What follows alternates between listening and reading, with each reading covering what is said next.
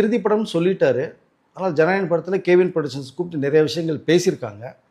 கிட்டத்தட்ட எனக்கு தெரிந்த வரைக்குமே கூட பார்த்தீங்கன்னா கிட்டத்தட்ட 75 கோடி ரூபாய் சம்பளமே விட்டு கொடுத்துருக்காரு ஜனநாயகன் படத்துக்காக. ஓகே. ஸோ விஜய்க்கு பேசப்பட்ட சம்பளத்தில் வந்து 75 crores வேண்டான்னு சொல்லியிருக்காரு. இது நீ எப்படி பார்ப்பீங்க? ஏன்னா அவருக்கு இறுதி படம் போது அந்த நெருக்கடியில் வரும்னு அவருக்கு தெரியும். கண்டிப்பாக இது வந்து அந்த பிஸ்னஸ் ஃபண்டில் போகும்போது இந்த வட்டிக்கு வானவர்களுடைய நெருக்கடி வரும்போது அவருக்கு தெரியும். தெரிந்தே இந்த விஷயத்தை வந்து கேவின்ட்ட சொல்லப்பட்ட ஒரு விஷயம் இருக்குது. பட் அதனால தான் 75 crores வேணான்னு சொல்லியிருக்காரு. அன்றைக்கு வந்து தலைவா படம் ஒரு ப்ராப்ளம் வரும்போது வந்து அன்றைய சூழ்நிலை தயாரிப்பட்ட படத்துக்கு 5 கோடி ரூபா வேணான்னு சொல்லி அதில் தலையிட்டார். அரசியலில் இல்லை அவர்.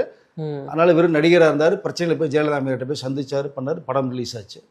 பட் இன்றைக்கு சூழ்நிலை அப்படி இல்லை. அதனால் இன்றைக்கு அவர் ஜனநாயகன் படத்துக்கு குரல் கொடுக்க முடியாத சூழ்நிலை இருக்கார். வெறும் நடிகராக மட்டும் இருந்து பிரச்சனை இருந்தால் கண்டிப்பாக வந்து ஃபர்ஸ்ட் வாய்ஸ் அவர் கொடுத்துருப்பார். ஸோ இதில் வாய்ஸ் அவர் கொடுக்க முடியல அவரால்.